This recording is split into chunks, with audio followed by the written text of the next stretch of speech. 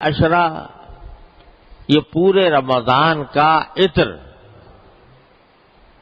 اس کا نچوڑ، خلاصہ، یہ آخری عشرہ، آخری 10 دن یا 9 دن جتنے بھی نصیب ہوں. جیسا میں پہلے بھی بار بار عرض کر چکا ہوں کہ دن تو ظاہری دیکھنے میں سب برابر، راتیں دیکھنے میں سب برابر، سورج اس میں بھی نکلتا ہے، اس میں بھی غروب ہوتا ہے، اندھیرا اس میں بھی ہوتا ہے، اس میں بھی ہوتا ہے. لیکن کسی خاص دن یا کسی خاص رات کو جب اللہ تبارک و تعالی اپنے فضل و کرم سے یہ فرما دیتے ہیں کہ یہ میری ہے، یہ میری ہے، میرے رحمت کی ہے، میرے انعامات کی ہے، تو وہ رات اور وہ دن دوسرے دنوں اور راتوں پر سبقت لے کر خدا جانے کہاں سے کہاں پہنچ جاتے ہیں.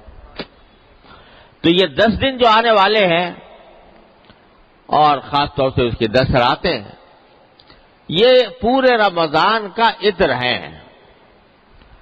اور اگر بالفرض ہم نے 18-19 دن جو ہیں، 20 دن وہ غفلتوں میں گزارے ہوں، اور فرض کرو کہ رمضان کی ساعتوں سے جو فائدہ اٹھانا چاہیے تھا وہ اٹھا نہ پائے ہوں، تو اللہ تعالیٰ نے یہ 10 دن دے رکھے ہیں کہ چلو اگر اب تک کچھ نہیں کیا تو ان 10 دنوں کے اندر میرے پاس آ جاؤ، ان 10 راتوں میں میرا قرب حاصل کر لو. اللہ تبارک و تعالیٰ نے یہ 10 دن بڑے عجیب رکھے ہیں. اور بعض روایتوں کے اندر آتا ہے کہ یہ 10واں حصہ جو ہے رمضان کا، یہ عتق من النیران، آگ سے آزادی کا پروانہ لے کر آتا ہے. یہ اگر کوئی مومن ایمان اور عمل صالح کے ساتھ اس عشرے کو گزارے تو اللہ تبارک و تعالیٰ اپنے فضل و کرم سے ہمیں توفیق عطا فرما دے کہ اس عشرے سے صحیح فائدہ اٹھانے کی توفیق ہو اللہ تعالیٰ کی طرف سے، اور اس کی برکتوں اور رحمتوں سے صحیح معنی میں مستفید ہونے کا اللہ تبارک و تعالیٰ موقع عطا فرما دے. کس طرح مستفید ہو آخری عشرے سے؟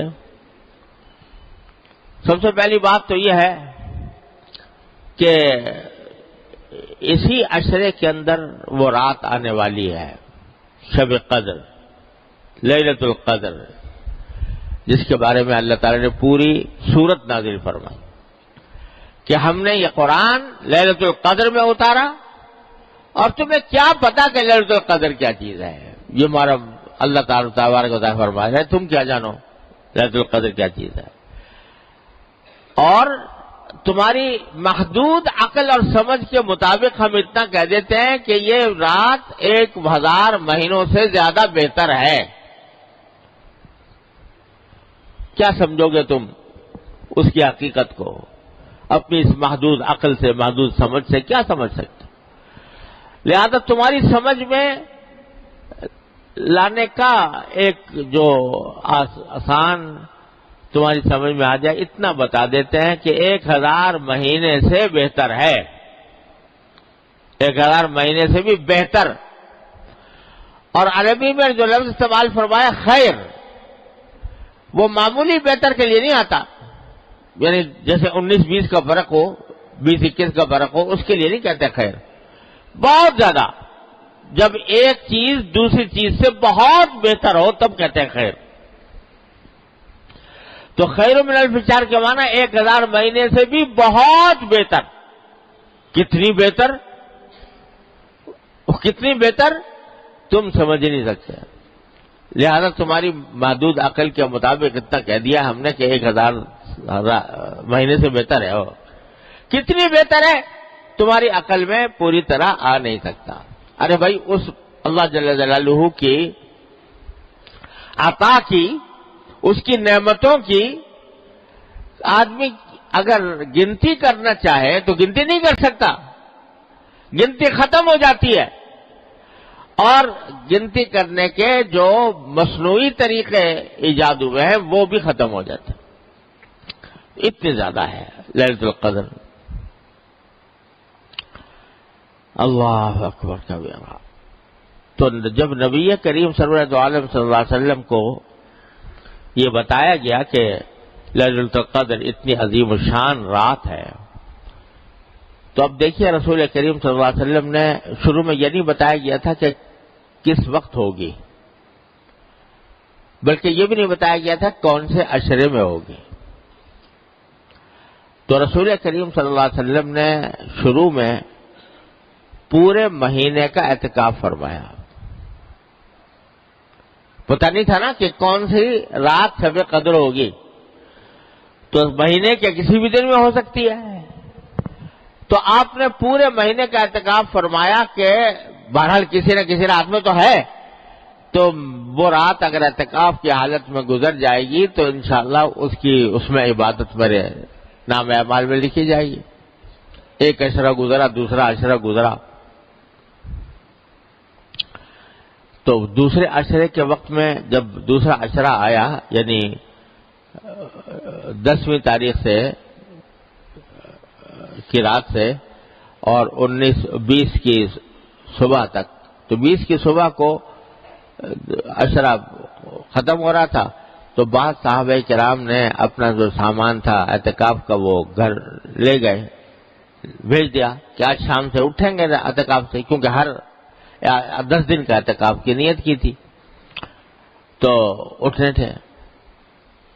اچانک رسول کریم صلی اللہ علیہ وسلم نے اعلان فرمایا کہ دیکھو جن لوگوں نے میرے ساتھ اعتکاف کیا ہے 20 تاریخ تک کا، اور انہوں نے سامان بھیج دیا اپنا گھر واپسی کے لیے، میں کہتا ہوں واپس آ جائیں، اور جو اگلے 10 دن بھی اعتکاف کریں میرے ساتھ.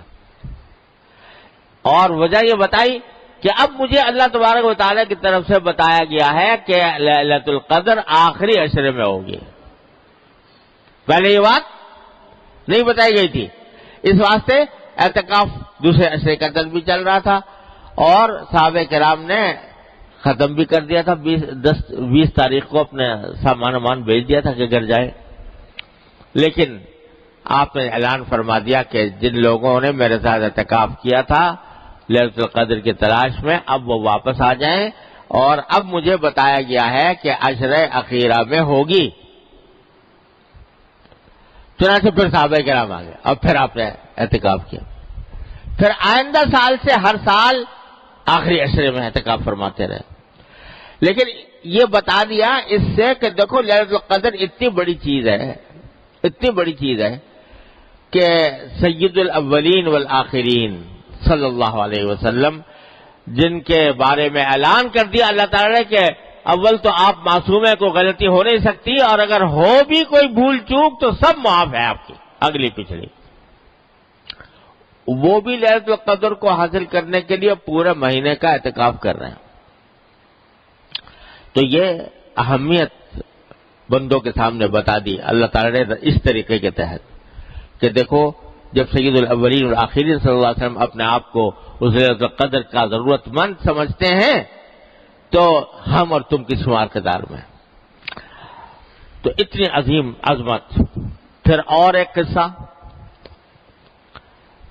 کہ یہ تو بتا دیا کیا کہ آخری عشرے میں ہوگی. پھر ایک مرحلہ ایسا آیا کہ ایک معین تاریخ بھی بتا دی گئی کہ فلاں تاریخ میں ہوگی. تو آسان ہو گیا معاملہ، 10 راتوں کے بجائے ایک رات متعین ہو گئی، فلاں رات میں شب قدر ہوگی. لیکن رسول کریم صلی اللہ علیہ وسلم فرماتے ہیں، یہ بھی اللہ تعالیٰ کی حکمت تھی کہ فرماتے ہیں کہ مجھے بتا دیا گیا تھا، میں بتانے کے لیے تم لوگوں کو آنا چاہ رہا تھا، بتانا چاہ رہا تھا کہ کون سی رات شب قدر ہے، لیکن میں دیکھا کہ 2 آدمی آپس میں جھگڑا کر رہے ہیں، لڑ رہے ہیں. تو اس لڑائی کی بے برکتی سے وہ میرے ذہن سے نکل گئی، کون سی رات مجھے بھلا دی گئی. اب یہ عجیب معاملہ، ایک طرف بتایا بھی گیا اور پھر بلا بھی دیا گیا. بتا دیا گیا پہلے کہ فلاں رات ہوگی، لیکن بعد میں بلا دیا گیا۔ اصل مقصود تو یہی تھا کہ متعین نہ کی جائے، کسی رات کو متعین نہ کیا جائے، اصل مقصد تو یہی تھا۔ لیکن مسلمانوں پر یہ واضح کرنے کے لیے کہ مسلمانوں کا باہمی جھگڑا اتنی بری چیز ہے کہ اس کے نتیجے میں اللہ تعالیٰ نے شب قدر کی تعین بنا دی۔ اتنی خطرناک چیز ہے یہ مسلمانوں کے درمیان جھگڑا۔ قرآن و سنت کے احکام کو اگر دیکھا جائے تو جگہ جگہ جگہ جگہ یہ بات نظر آتی ہے کہ اللہ تعالیٰ یہ چاہتے ہیں کہ مسلمانوں کے درمیان جھگڑا نہ ہو۔ جھگڑے کو ختم کرنے کے لیے، فساد کو ختم کرنے کے لیے، باہمی شقاق کو ختم کرنے کے لیے طرح طرح سے دیواریں باندھی ہے اللہ تعالیٰ نے کہ جھگڑا نہ کرو۔ اور افسوس یہ ہے کہ ہم لوگ سرکار دو عالم صلی اللہ علیہ وسلم کے اس ارشاد، اس خواہش، اس تمنا، اس آرزو کو پورا کرنے کے لیے تیار نہیں ہے۔ ذرا ذرا سی بات پر جھگڑے ہیں، ذرا ذرا سی بات کے اوپر تنازعات ہیں، ایک دوسرے کی عزت اتارنے، ایک دوسرے کو کی پگڑی اچھال دیں، جس کا موقع ملے، جس کی تحقیق کیے بغیر بھی پگڑی اچھال دی، عزت ختم کر دی، کسی کی بے عزتی کر دی، برا بھلا کہہ دیا، ڈانٹ ڈپٹ کر دی، اس کو معمولی بات سمجھے ہوئے ہیں کہ یہ کوئی معمولی بات ہے۔ ارے یہ اتنی منحوس چیز ہے کہ اللہ نے لیلۃ القدر کی شناخت اس کی وجہ سے محو فرما دی۔ سرکار دو عالم صلی اللہ علیہ وسلم کے عقل مبارک، ارے دیکھو حضور نبی کریم سرور دو عالم صلی اللہ علیہ وسلم کے اوپر قرآن نازل ہو رہا ہے، آپ لکھتے نہیں ہیں، پڑھتے نہیں ہیں، کوئی قرآن کی آیت لکھ کر بھئی یاد کر لے، بھئی آج اتنا نازل ہوا چلو اتنا یاد کر لوں، لکھنے کا سوال ہی نہیں۔ اللہ تعالیٰ نے معجزہ ایسا بنایا تھا، نہ لکھنے کا نہ پڑھنے کا، نازل ہوا اور یاد ہو گیا، اور یہاں تک کہ پورا قرآن یاد، ایک ایک لفظ، ایک ایک حرکت، ایک ایک ہر چیز یاد۔ اس میں تو حافظے کا یہ عالم اللہ تعالیٰ کی طرف سے عطا، اور لیلۃ القدر بھائی فلاں رات میں ہوگی، اتنی سی بات، سمجھے، اتنی سی بات، اور بھلا دی، اللہ تعالیٰ نے بلا دی۔ کیا دکھایا کہ ارے نہ تمہارے حافظے میں کچھ رکھا ہے، نہ تمہاری صلاحیت میں کچھ رکھا ہے، جب تک ہم چاہتے ہیں یاد رہتا ہے تمہیں، جب ہم چاہتے ہیں بھول جاتے ہو۔ البتہ حکمت یہ رکھی کہ بھائی چلو عشرہ اخیرہ میں تلاش کرو، یعنی ہے اسی میں آخری عشرے میں کسی نہ کسی رات۔ کیا مطلب کہ 10 راتیں جو ہیں ان میں تلاش کرو، اس میں کوشش کرو، عبادت کرو، اللہ تعالیٰ سے دعائیں مانگو تاکہ وہ مل جائے۔ اور پھر ہوا یہ کہ 10 راتوں میں بھی کون سی رات ہے، تو متعدد صحابہ کرام کو خواب میں بتایا گیا۔ ایک صحابی کو بتایا گیا کہ طاق راتوں میں ہے، کسی کو 25 بتایا گیا، کسی کو 27، کسی کو 23 وغیرہ۔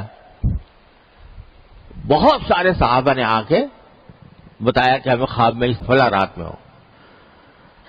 تو رسول کریم صلی اللہ علیہ وسلم نے خطبہ دیا اور اس میں فرمایا کہ میں نے دیکھا ہے کہ صحابہ کرام کے خواب سب کے سب ایک بات پر متفق ہیں، وہ یہ کہ طاق راتوں میں ہے، طاق راتوں میں ہے، سب کے خواب اسی پر متفق ہو گئے۔ اور مجھے بھی اللہ تبارک و تعالیٰ نے یہ علم عطا فرما دیا کہ طاق راتوں میں، لہذا اب تم طاق راتوں میں شمار کرو، وہ تلاش کرو، 21، 25، 23، 25، 27، 29 اس میں تلاش کرو۔ خواب کی وجہ سے نہیں، یاد رکھو خواب کوئی شریعت میں حجت نہیں ہوتا، خواب سے کوئی شرعی مسئلہ ثابت نہیں ہوتا، اور جو لوگ خوابوں کی کشف کی بنیاد پر کوئی فیصلے کرتے ہیں وہ دھوکہ دیتے ہیں، حقیقت میں اس کے اوپر کوئی حجت کوئی شریعت کا فیصلہ دار و مدار اس کا خواب پر کشف پر نہیں ہوا کرتا. لیکن رسول کریم صلی اللہ علیہ وسلم جب تصدیق فرما دی کہ ہاں وہ یہ ہوگی شب قدر قائم ہوگی طاق راتوں میں، اور پھر رسول کریم صلی اللہ علیہ وسلم نے اپنا خواب بیان فرمایا. صحابہ کرام کا خواب تو حجت نہیں تھا، لیکن نبی کا خواب حجت ہوتا ہے. اپنا خواب بیان فرمایا کہ میں نے خواب میں یہ دیکھا ہے، مجھے یہ بتایا گیا ہے کہ جس رات شب قدر آئے گی اس سال، یعنی اس سال جس سال آپ یہ بات کر رہے ہیں، جس رات شب قدر آئے گی اس وقت اے میرے پیغمبر صلی اللہ علیہ وسلم، تم اس روز پانی اور کیچڑ میں سجدہ کرو گے. یہ صبح صبح آپ نے اعلان فرمایا کہ جس رات شب قدر ہوگی اس رات تم پانی اور کیچڑ میں سجدہ کرو گے. کیا مانا؟ بارش ہوگی، کیچڑ ہو جائے گا مسجد کے اندر اور تم اس میں سجدہ کر رہے ہوگے.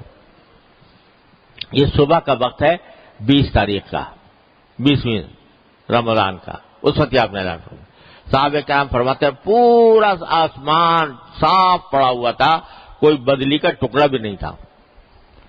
شام کو جب وقت شام کا آتے چاروں طرف سے گھٹائیں امڈی، بارش برسی، یہاں تک کہ مسجد نبوی کا فرش جو ہے وہ اس میں گیلا ہو گیا. نبی کریم صلی اللہ علیہ وسلم نے جب نماز پڑھائی، آپ نے پیشانی مبارک زمین پر رکھی تو پیشانی مبارک پر پانی اور کیچڑ کے آثار نظر آ رہے تھے. اور یہ جو فرمایا گیا تھا کہ تم پانی اور کیچڑ میں سجدہ کرو گے، وہ رات میں یہ منظر نظر آ گیا. پتہ چل گیا کہ یہی رات شب قدر تھی. وہ تھی 21ویں شب. 21ویں شب کو یہ واقعہ ہوا. پھر اس کے بعد رسول کریم صلی اللہ علیہ وسلم نے مختلف راتوں یہ سے مختلف احادیث مروی ہیں، لیکن ساری روایات کو مد نظر رکھ کر بزرگوں نے جس بات کو صحیح قرار دیا ہے، راجح قرار دیا ہے، وہ یہی ہے کہ کسی ایک رات میں متعین نہیں ہے. کبھی 21 میں ہوگی، کبھی 23 میں ہوگی، کبھی 25 میں ہوگی، کبھی 27 میں ہوگی، کبھی 29 میں ہوگی. کسی سال کسی رات میں، کسی سال کسی رات.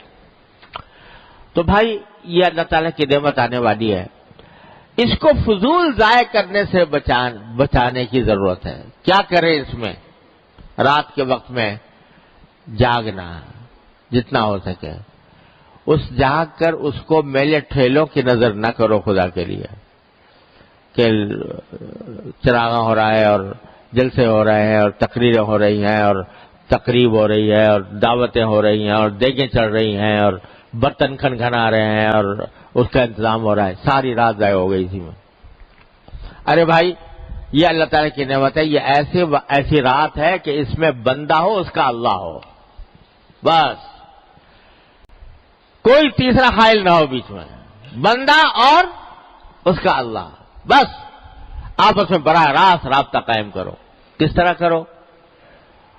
کہ نفلیں پڑھو، سجدے لمبے لمبے کرو، قیام لمبا کرے. جتنی اگر لمبی صورتیں یاد ہیں لمبی صورتوں والی نماز پڑھو، اور لمبے قیام، لمبے رکوع، لمبے سجدے. اور اس سجدے میں جو نفلوں کے سجدے ہوتے ہیں اس میں جتنی چاہو دعائیں کرو. عربی والی دعائیں جو قرآن کی دعائیں ہیں یا نبی کریم صلی اللہ علیہ وسلم کی جو دعائیں مناجات مقبول وغیرہ میں لکھی ہوئی ہیں، وہ جتنی یاد ہو وہ پڑھو. اور کچھ نہیں، جتنی بھی یاد ہو، جو بھی یاد ہو، جو دعا یاد ہو. سجدے کی حالت میں، نفلوں کے سجدے کی حالت میں جو دعا کی جاتی ہے بڑی اللہ کے ہاں سیدھی پہنچتی ہے. کیونکہ سجدے سے بہتر کوئی وقت نہیں ہے جس میں بندہ اپنے اللہ کا قرب حاصل کر رہا ہو. سب سے زیادہ قرب بندے کو سجدے کی حالت میں ہوتا. تو اس وقت میں جو مانگو گے قریب ہو کے وہ انشاءاللہ اللہ تعالیٰ کے ہاں پڑھے. اور قرآنی دعائیں ہیں، لوگوں کو کچھ، ہر مسلمان کو کچھ نہ کچھ یاد ہوتی ہیں. ربنا آتنا فی الدنیا حسنہ، اور کچھ نہیں تو. اور رب اغفر وارحم وانت خیر الراحمین وغیرہ وغیرہ. تو وہ دعائیں بھی کرتے رہو. لمبے قیام، لمبے رکوع، لمبے سجدے جتنے بھی ہو سکے. اور جتنی نفلیں زیادہ، سب سے افضل کام تو یہ ہے نفلیں پڑھنا. اور اگر چاہو تو تلاوت، قرآن کریم کی تلاوت، کیونکہ لمبا قیام نہیں کیا جا رہا، زیادہ لمبی صورتیں یاد نہیں ہے، حفظ نہیں ہے، تو لمبا قیام کیسے کریں؟ تو جتنا قیام اور رکوع سجدہ کر لو، اس کے بعد پھر قرآن کریم کی تلاوت، اس میں لگو وقت. سارے ذکر اذکار میں سب سے زیادہ افضل ذکر قرآن کریم کی تلاوت، اس سے زیادہ افضل کچھ نہیں. ایک ایک حرف پر 10 نیکیاں، ایک ایک حرف کی تلاوت پر 10 نیکیاں. اور رمضان میں 70 بڑھا دو اس کو تو کتنی 700 ہو گئی. اور پھر شب قدر میں اللہ اکبر، اس کی کوئی حساب ہی نہیں، کوئی گنتی نہیں. خیر من الف شہر. تو اس واسطے تلاوت جتنی ہو سکے وہ کرو. اور تیسرا کام یہ بھائی دعائیں مانگو، دعا مانگو، اپنے پروردگار سے لپٹ جاؤ، لپٹ کے دعائیں مانگو، مچل کے مانگو. ہر حاجت اپنی اللہ کے سامنے پیش کرو. اور وہ کریم کی بارگاہ ایسی ہے کہ ہر مانگنے پر، ہر دعا پر بھی تمہارے لیے نیکی لکھی جا رہی ہے. جو مانگ رہا ہے وہ ملے یا نہ ملے، لیکن جو دعا مانگی، ہر دعا عبادت، ہر دعا نیکی. چاہے اپنے دنیاوی مقاصد کے لیے مانگ رہے ہو، یا اللہ مجھے صحت دے دے، یا اللہ میرا قرضہ ادا ہو جائے، یا اللہ میرا مکان بن جائے، یا اللہ مجھے سواری اچھی مل جائے، یا اللہ میری اولاد کو ترقی ہو جائے، یا اللہ مجھے روزگار مل. یہ ساری دعائیں جو کر رہے ہو، ہر دعا عبادت، ہر دعا نیکی. تو دعاؤں کی کثرت. اور ہم اور آپ کیا مانگیں گے؟ دعائیں مانگنا بھی نہیں آتا. مانگنا آتا ہے؟ اللہ میاں سے کس طرح مانگنا چاہیے مانگنا بھی نہیں آتا. وہ مانگنا بھی سکھا گئے نبی کریم سرور دو عالم صلی اللہ علیہ وسلم، وہ بھی وہی سکھا گئے. تو اس کی آپ کی مانگی ہوئی دعائیں، مناجات مقبول، الحزب العظم، اور پتہ نہیں کتنی کتابیں چھپی ہوئی ہیں جس میں رسول کریم صلی اللہ علیہ وسلم کی مانگی ہوئی دعائیں ہیں. وہ ایسی دعائیں ہیں کہ ہمارے آپ کے تصور میں بھی نہیں آ سکتی تھی، جو سرکار دو عالم صلی اللہ علیہ وسلم سکھا گئے. دنیا اور آخرت کی کوئی بھلائی ایسی نہیں ہے جو آپ نے مانگ نہ لی ہو. ہمارے تصور میں بھی نہیں آ سکتی تھی جو سرکار دو عالم صلی اللہ علیہ وسلم نے ہمیں مانگ کے بتا دی. یہاں تک مانگ لیا اللہ میں نے، حضور اقدس صلی اللہ علیہ وسلم نے، کہ یا اللہ خشکی میں، سمندر میں آپ کا کوئی بندہ، کوئی بندی جو بھی کوئی دعا مانگ رہا ہو، جو چیز اچھی اس نے مانگی ہو، اے اللہ میں بھی اس کا محتاج ہوں، وہ مجھے بھی دے دے، وہ بھی مجھے دے دے. اس سے زیادہ اور کیا مانگے گا کوئی آدمی؟ یہ بھی مانگ کے بتا دیا کہ یا اللہ آپ کے نبی کریم صلی اللہ علیہ وسلم نے جتنی دعائیں مانگی، جتنے کام، جتنی اچھائیاں مانگی، یا اللہ وہ سب میں مجھے دے دے. جتنی برائیوں سے نبی کریم صلی اللہ علیہ وسلم نے پناہ مانگی، اے اللہ میں ان سب کی پناہ میں آپ کی پناہ مانگتا ہوں، اس سے وہ دے دے.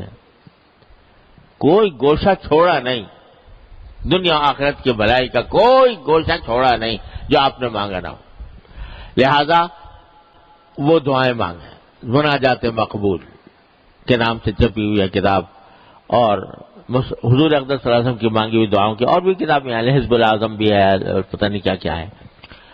تو وہ اس میں یہ 3 کام ہیں کرنے کے.